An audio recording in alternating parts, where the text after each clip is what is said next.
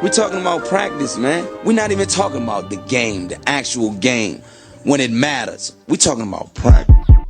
Welcome back to Talkin Bout Practice. I'm your host, Merz. Shouts to my main man, Jay, behind the cameras, producing, and also my co-host.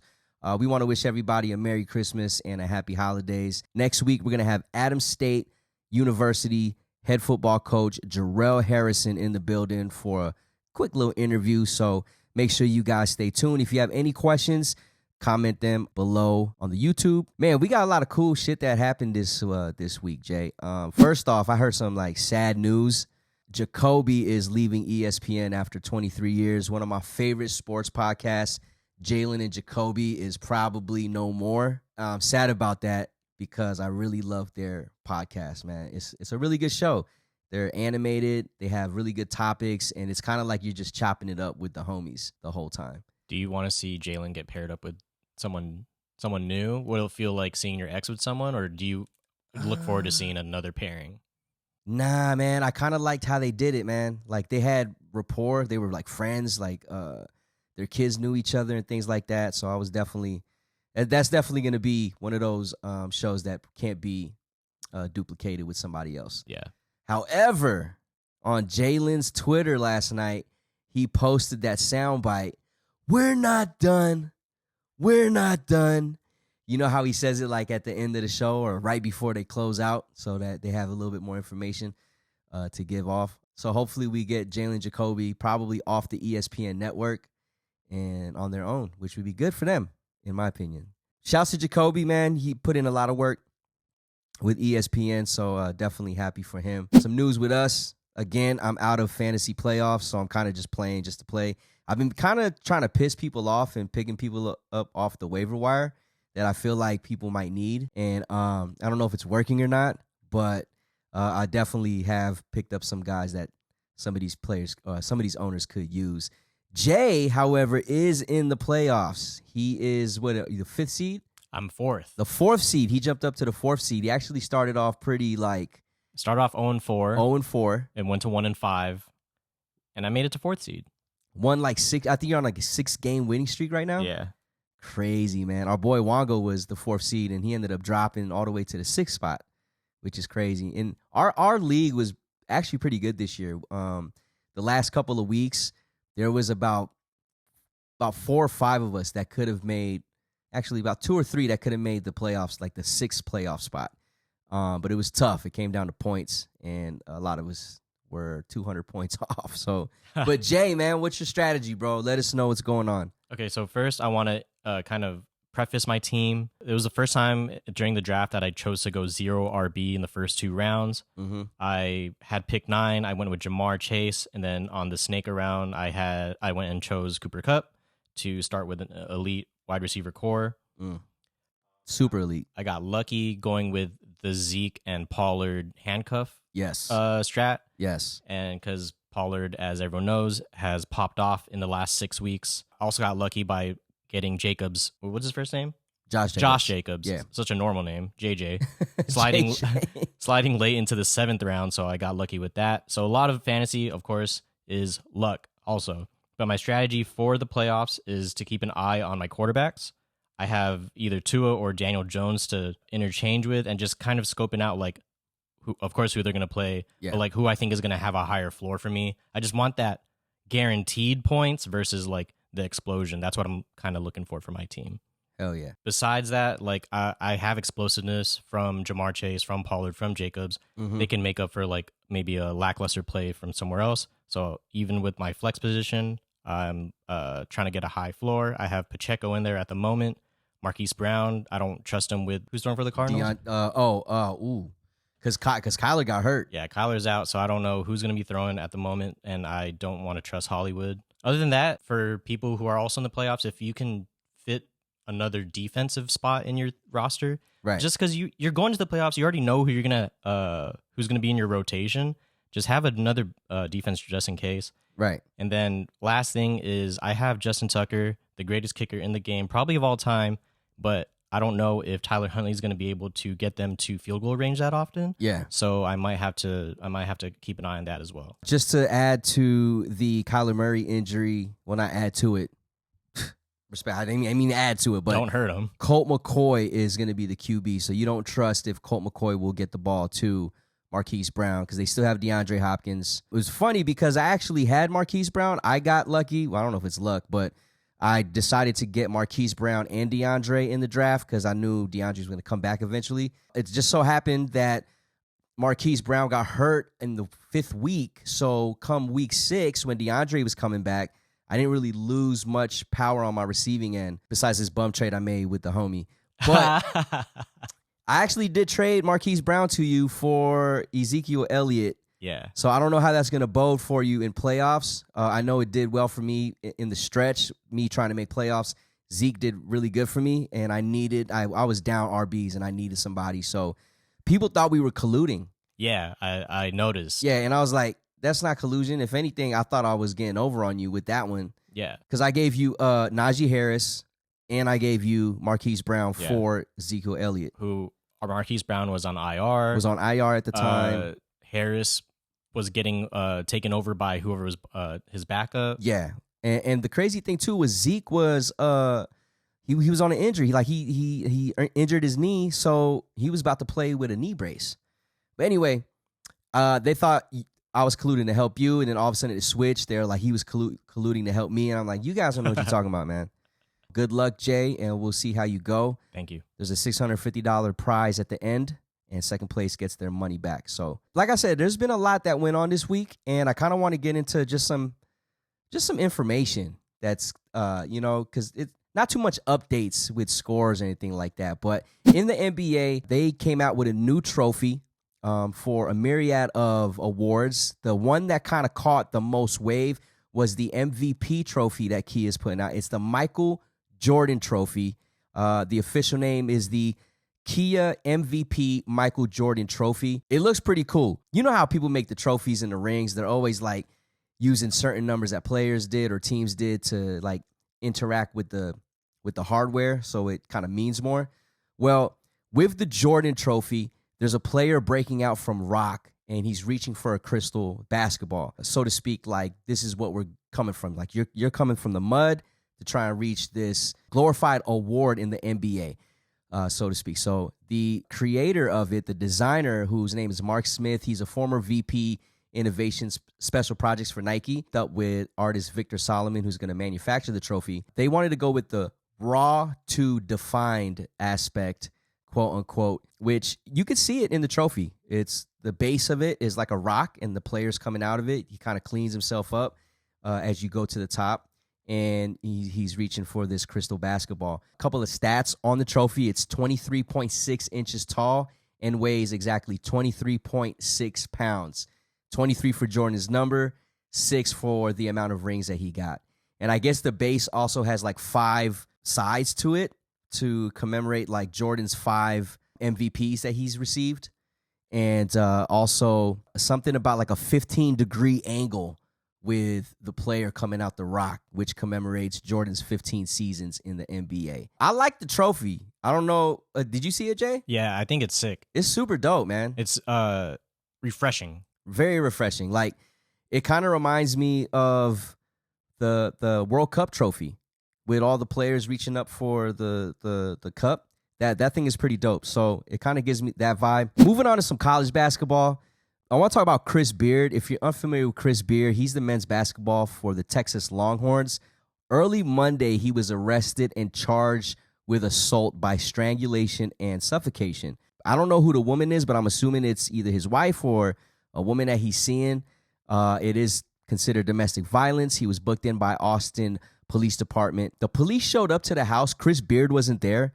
Apparently, whoever called said that he had already left, and they started interviewing the woman, and she stated that she'd been assaulted and strangled. And also, the police report shows or says that she was bitten as well. And she's got bruises, and she was thrown around the room. His bond was set at $10,000. Obviously, he paid it off.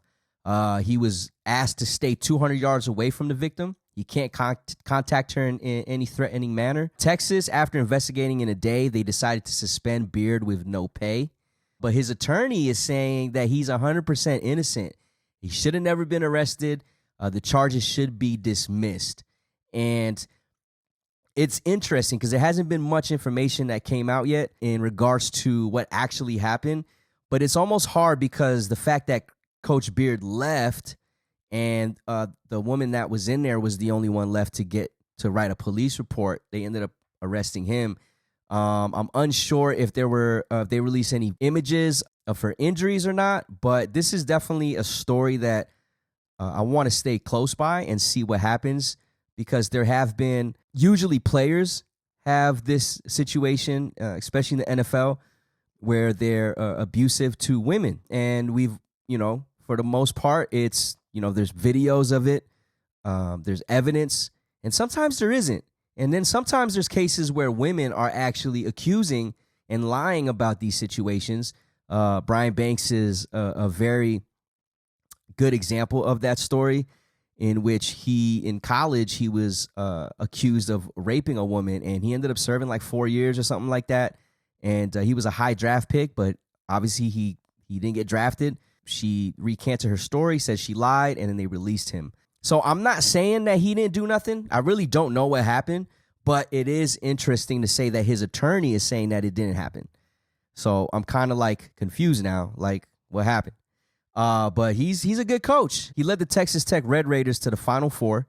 And right now the Longhorns are currently 7th in the AP poll, so they're doing pretty good. Funny story though, and the reason why I'm kind of even talking about this, because it's like, oh, Chris Beard, who cares? No one really cares about college coaches. But being a UNLV fan, UNLV Running Rebels, we actually hired this dude to be our head coach several years ago. And he was only on staff for 19 days. And this is the coldest move. I'm almost like, I would have did the same thing. This is the coldest move. Another school calls him while he's already on campus with the Running Rebels, and it was Texas Tech. And they say, hey, we want you to be our head coach. And this dude tells them, can you send a plane right now so I can get out of here before the news breaks? And sure enough, they sent a private plane over, and he flew out to Texas, never to be seen again in Las Vegas. And the word got out that he, resigned from Las Vegas. So his tenure with the Rebels was 19 days. It's probably the shortest time a coach has ever been a coach for the Running Rebels. I don't even think he got to practice with the team. But crazy shit. I probably would have left too, because considering why he left, he said he wanted to be closer to his daughters who live in Lubbock. And also, he's a byproduct of Bobby Knight. So he actually coached under Bobby Knight and his son. And he wanted to kind of continue that legacy at Texas Tech. The connection that I want to make here is, if you guys know who Bobby Knight is, he was a very aggressive coach. And in some people's eyes, very violent to his players. Yeah, he was violent. He choked his players. He was throwing chairs around. He used to hit them. So as a byproduct of Bobby Knight, is it really surprising that Chris Beard is also violent? Just saying. I don't know. He loves Bobby Knight, and he wants to be just like him. So I guess he was. Maybe he choked his girl, just like Bobby Knight choked his players. Maybe he threw a chair at her. Who knows? And speaking of the Rebels, they're actually doing pretty good under Coach Kruger right now. Best start since the 1990-1991 Running Rebels. They're 10-0 right now. But that 1990 Rebels team is going to be hard to beat, because they actually went 34-0 under Coach Tarkanian. And that was after they won the national championship. They were on their way to win their second one back-to-back before they lost to Duke in the championship. Some of you guys might remember Grant Hill threw like a quarterback pass to Christian Laettner at the free throw line, and he hit a turnaround jumper. Christian Laettner. Beep. Anyway, the question here is, should UNLV be in the top 25? Their only notable win they've had was against Dayton. They were ranked number 21 at the time on November 15th. They don't really have a tough schedule. As far as I'm concerned, that's the only ranked team that they play is Dayton. But as we get into conference play here, it's pretty much just in the Mountain West who UNLV is going to play. But do they deserve to be in the top 25? They do have some solid players. One of their best players right now, Keyshawn Gilbert. He is a sophomore point guard out of St. Louis, Vashon High School. He's averaging 15.5 points right now. He was ranked number 29 on 24/7 Sports. He's a 3-star recruit by ESPN. They also got an Oklahoma transfer in E.J. Harkless, who's a fifth-year guard. He's averaging about 10 points. He's averaging about 14 points a game, 4 rebounds and 3 assists. And then they have Luis Rodriguez, who's a senior guard, who's a transfer from Ole Miss. He's averaging about 13 points a game on 6 rebounds. I think UNLV could do some damage. Their focus should just be winning the Mountain West tournament so they can get an automatic bid into the NCAA tournament. And then we'll see what they're really made of. Because right now, they haven't really played anyone, in my opinion, that would make them a consideration for the top 25. But who knows? Let's get into some NFL football. The only game I want to talk about, and I'm not trying to be biased, but only worth talking about, is the 49ers blowout against the Bucs, against Tom Brady and the Bucs. And the quarterback for the 49ers for that game is Brock Purdy. If you guys haven't known, Jimmy G is out on injury for a broken ankle. Brock Purdy led the team with 185 yards and 2 passing touchdowns along with 1 rushing touchdown. Brock Purdy looks fucking good. You know what I mean? Like, I know he's like Mr. Irrelevant. He's only 6 feet, probably isn't the fastest, probably doesn't have the strongest arm, but he's freakishly accurate. He has good footwork, and I think he has it here, where a lot of times you can't really scout this. So I like Brock Purdy, and I at this point, I don't know what we're going to do at the QB position because Jimmy is supposed to come back during playoffs. But, Jay, I kind of want to get your opinion on Brock Purdy. What do you think about him? Dude, watching the game, I felt so excited because he has a different presence than Garoppolo in the pocket. Yeah. And he's willing to move around, which I was excited for because one thing that I get so frustrated about with Jimmy is once the first or 2 looks aren't there, he just like shuts down and he has to like throw it away or take the sack. Right. Or he's taken too many safeties this season already. Yeah. And or throw an interception. Or throw the pick. Yeah. But Purdy, he's super accurate. He's fast with the processing. I thought he was a little bit twitchy with the footwork, but I was watching an analysis video on him, and shout out to the QB school on YouTube. Like I was teaching they're me. fire, yeah. I was like, this is what I want to learn. I'm trying to learn this type of stuff. Purdy's got it, man. I'm excited for the next few weeks for sure. I'm super excited for Purdy as well, just because like I'm like the underdog type of player. I'm the underdog type of person. Like I love rooting for the underdog. This is like a Rudy type of feel, like a Rudy type of vibe. And again, just like you said, man, I think he's a pretty good quarterback from what we've seen. Now, the sample size is super small, and there's a lot of football to be played. But usually when you put your third-string quarterback in, you're like, damn, we're done. We're done. And I still think we have a chance at the Super Bowl. You know, when you have an offense and a coach like Coach Kyle Shanahan, Jay was mentioning it to me off air, but you just need a QB that's going to listen and do what he says. If you look at our type of team, even with Jimmy on the field, he wasn't really throwing bombs like that. We let the players do a lot of the work. So he would throw like, a check pass, a check down pass, or just see somebody open 7 to 9 yards down, maybe even 12 yards down. And then our offensive players, our wide receivers, our running backs, Christian McCaffrey, they would do the rest of the work. So I feel like Purdy is in a position where if he just plays within his own game, what he knows about the offense, and we have a great offensive line, we have great receivers, we have great running backs, we have one of the best tight ends in the league. If he has all the pieces around him, if he's just patient, trust the process, I think he's going to do fine. I think he's going to do great. And with Jimmy coming back, I think the question is, do you go with the hot hand or do you let the veteran come back when he's healthy and help us win a championship? In my opinion, I think that we should go with the hot hand, but his hand is limited. So if he starts making some crucial mistakes, depending where we're at in the game, once Jimmy's healthy, I think we could throw him in.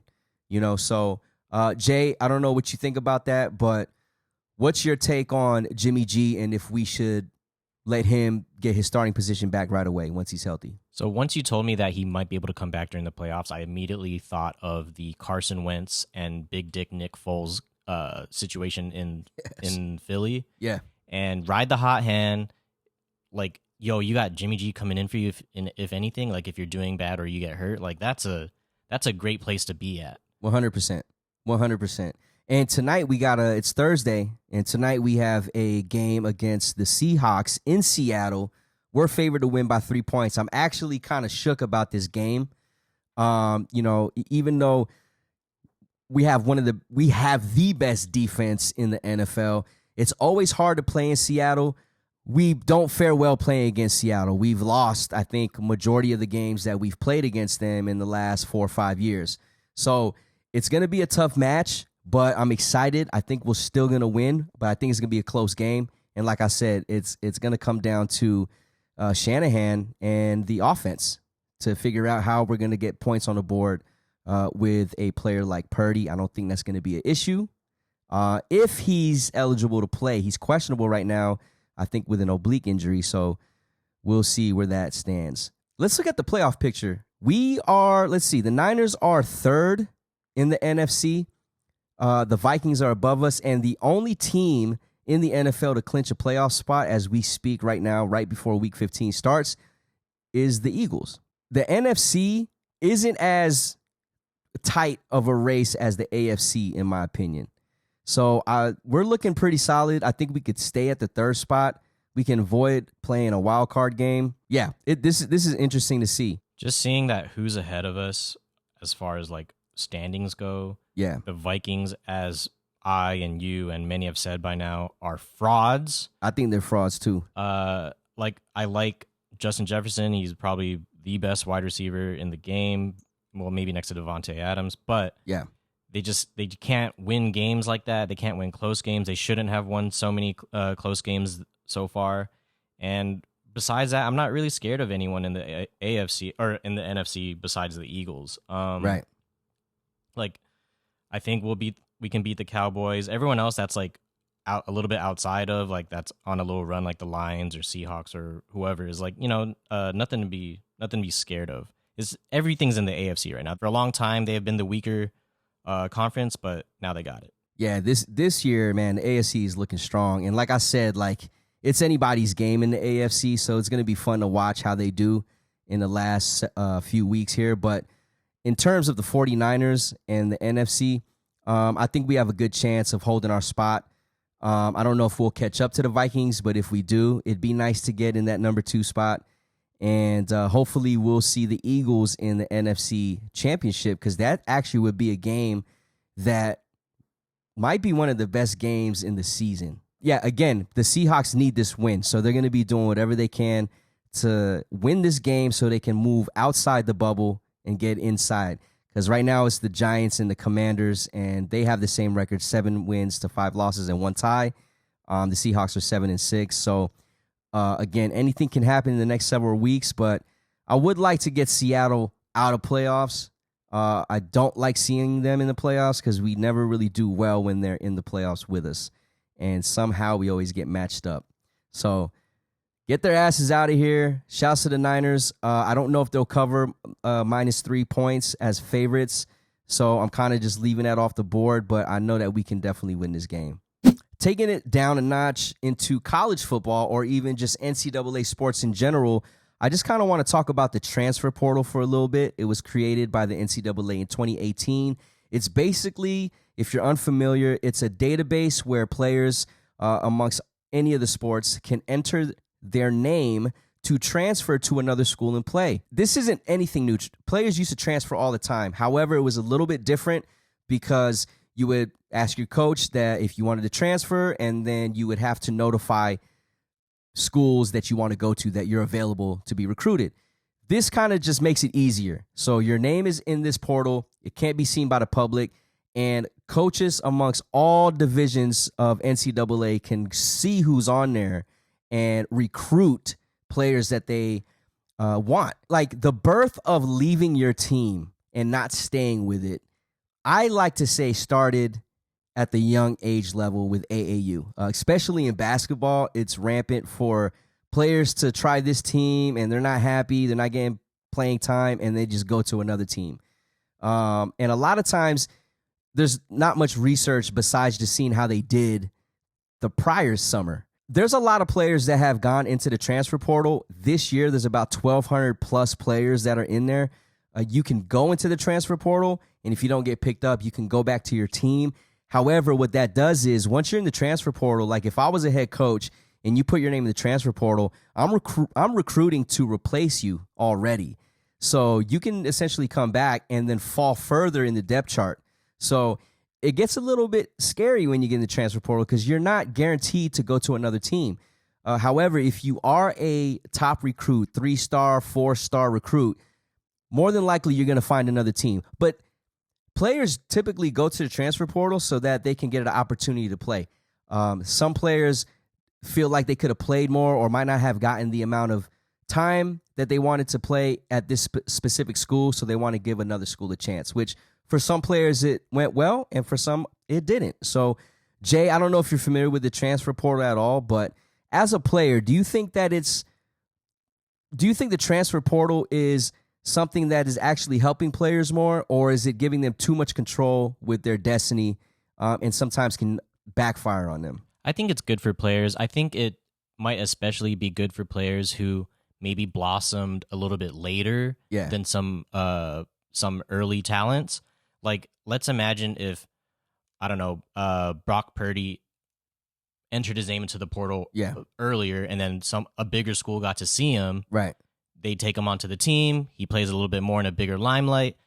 And then now, all of a sudden, he goes from Mr. Irrelevant that we know him now. He could have been like a second-round pick. True. It could have played out that way. So I think it's good for players in that type of situation. But what I don't like is what I could see evolving into is it turns into like a rich getting richer type of situation where big schools are just getting fed good players year round, right, outside of like the recruiting time. Exactly. Something that I also noticed with the transfer portal is it affects high school players a lot, because when you have like 1,200 players in the transfer portal that have experience playing college, even if they didn't play much, they know what it's like to be a college player. I mean, you're getting up early, you're on a schedule day in, day out, and you're playing at a higher level than high school. So a lot of times coaches will look into the transfer portal and they might pick players from the transfer portal versus a player from high school just because of the experience. So now as a high school ball player, you're like not even top 100. You got to be like top 25 if you want to get your chance at a school that's going to let you play right away. Because most of the time you have players coming out of high school and they're like third or fourth in the depth chart. You know, we've had one of the top tight ends in Vegas just a couple years ago. And, you know, when he went to college, he was like third or fourth in the depth chart. And you have to work for your spot, which is like anything in life. You got to work for your spot. You know, he didn't get to play much, but he was able to play. But it's not like you're the guy, you know. And most of the time when you get to college, you realize real fast that you're not the guy that you were in high school. Okay, so don't let Gatorade Player of the Year like get to your head. Don't let, you know, top 100 ESPN get to your head. You're amongst grown-ass men, grown-ass women that are, you know, fighting to keep their spot, and they have experience in college. So as a high school kid, I think it affects them greatly when you have the transfer portal and you got all these college kids that are moving around, because schools are looking at the transfer portal, you know, right away. Even if they've already recruited you, you've already signed, and you're committed, doesn't mean that you're going to get that spot, you know. So to me, the transfer portal is great for student athletes at the college level. It kind of hurts high school athletes trying to get into college. But I think it might even open up lower leagues such as the junior college level, because now kids are trying to get the experience. They can go junior college, play for a great national JUCO school, become an All-American there, and then maybe they were like only getting recruited by mid-majors in high school. After that 1 year in college, they're getting recruited by Power 5 schools. So it could change your route a little bit, but if you just stay headstrong, I think that, and you use it correctly, the transfer portal could be of use for you. Yeah, and I feel like what that would lead to is like a bit more of maturity for players as they enter the league. Yeah. Because I feel like lately rookies will come in and they're like a little bit on the green side, But if you're a little bit more seasoned with the having to stay in college for maybe a bit longer than you expected, I think it makes for an overall better game when it comes to the NBA or NFL. Yeah, true. I agree with that. Or you might not even play at all. Or not, or that. Yeah. and speaking of not playing, man, let's move into the World Cup. This is just a question. It's a general question that I was thinking about. Is it worth being in the World Cup if you're not playing at all? Like, you're not on the field, you're not on the pitch at all. And I want to kind of get your take first, Jay, on this. What do you think about that? Damn, dog. To make it to the World Cup and to not play at all, on one side, like, yeah, you're competitive, you're passionate for the sport, and it's a little heartbreaking. But I think what might overtake that is, like, I'm here at the highest level, I'm representing my country, I'm here just in case, some of the top players like have to sit out. But if I'm playing, then maybe it's not a good look for our team overall. Yeah, if you're playing, right? Yeah. Nah, I mean, I put it this way, like, I was this is crazy because, like, you could take it so many ways, but I might be the player that's just happy to be there. You're in a different country. You're I can't even say you're playing in the World Cup because you're not, but you're on a team. You're on a national soccer team. There's, I think, only 25 spots, roster spots on each national soccer team competing in the World Cup. So you're amongst very few men that are playing for essentially your nation to be the best in the world.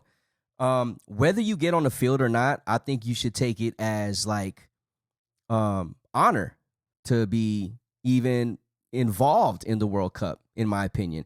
Does it suck? Yeah, especially when you feel like you could help your team. Just like the situation in Portugal with Ronaldo.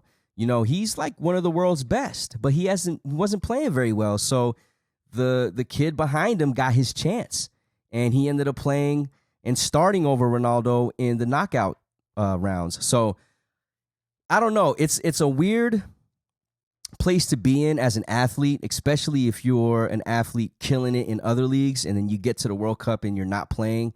It's something that you're not used to. In my opinion, I think it's worth it, whether you're playing or not, to be at the World Cup. I think this just points to two different types of athletes. One, like, are you passionate to play? Or two, are you just a competitive, passionate person to win? Yeah.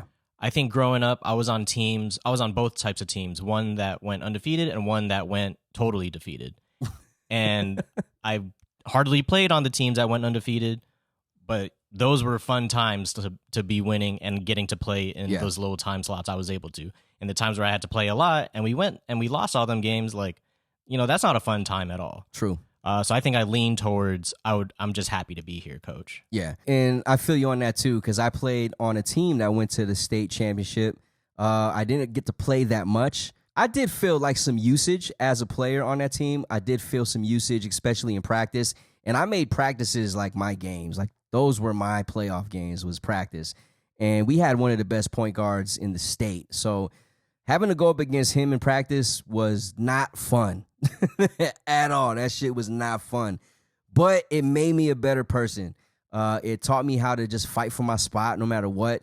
And to me, it kind of gave me that underdog attitude that I'm always about, where no matter who's ahead or who has the skills and ability to be the best, I feel like I can compete with them just as long as that I do my best at for myself. So, yeah, I agree with you there, man. It was definitely fun to be on a team that's winning all the time, even if you're not on the court as much. But when I did get on the court, bro, trust me, if I was wide open at the three, I was shooting it. Yeah, I was encouraged to shoot. I was shooting it, something that stuck with me from that time is, and I don't even know how much it applies here, but hard work beats talent when talent doesn't work hard. Yeah, 100%, man. And just to kind of, I actually took stats for myself because I didn't have much, right? Yeah. So when I did play, I averaged 3.5 points a game when I did play. I mean, if you went to state and that probably equates to a really small playing time in minutes. 3.5 is good, dude. It's good, bro. It's good because that's more than one bucket. Yeah, and it's only like 6 games, I think it was, or like 7 games. I kind of went in when we're up like 25 when it's safe to put me in. But, like, I always made a 3, and I've somehow got to the free throw line. And that was, like, what I did, man. And what did Coach say? Like, yo, Marion, take the shot. You know what? I never got the green light for that. I just did it. Respect. I just did it because we ran the flex offense. So sometimes you come off the screen, you come off the down screen, coming up to the 3-point line, and if my guy was trailing behind me, I was like either going to the elbow to shoot, or if he got caught on the screen, I was catching and shooting the 3. Wow. Yeah, and I wasn't a bad shooter at the time. Like, I know my friends might say something different, but I did practice shooting a lot, so I was comfortable with shooting the 3 ball. And yeah, man, I averaged like 3.5 points. It was like 3.35 or some shit like that. Nice. It was something crazy, 3.3 points. But I kept my stats, man. It was like 7 games. I would have done the same, all, bro. Yeah, I didn't play one lick of playoffs though, which is probably the World Cup to me. Yeah, but man, it was fun. But shit, man, while we're talking about it, the World Cup final is on Sunday. And if you're listening to this and the game hasn't happened yet, France and Argentina will be playing for the World Cup. France and Argentina are both seeking for their 3rd World Cup championship. France could win a back-to-back. They won the last World Cup. It's a pick. I checked the betting boards yesterday, and I just went for France. Obviously, I'm going for France to win the whole thing, but it's a pick, man. It's a close one. Mbappe and Messi. What do you think? I mean, I think we're both going for. Oh no, you're going for Brazil, right? I was going for Brazil initially, but again, Croatia just keeps messing with me, man. Yeah, they keep messing with you. So what? You going for Argentina? Or you going for France? I'm going for France. Okay, spiritually. Okay, but watching Messi, like, this man is too clean. He's nice, man. He's nice. I like Mbappe. I think he could create his own goals. And France doesn't really rely on that too much because they're such a balanced team. But I think Argentina sometimes relies on Messi too much. But then again, you know, I think, like I said, I think it was last episode or a couple episodes before, let's get it to like a tie. Let's get like 2 scores each. Let's get a tie going into the end of the game and a sudden death match and like 2 hours of overtime. Yeah. Let's run it up. Let's run it up, man. Good luck to everybody in the World Cup. It's been an amazing World Cup this year, and I hope to see France on top. Thanks for joining us here on the 5th episode of Talkin Bout Practice. Again, next week we have Jarrell Harrison, head football coach of Adams State University, who'll be joining me, and we're going to be chopping it up, man. So we'll see you guys practice, then. Peace. We're not even talking about the game, the actual game, when it matters. We're talking about practice. Practice.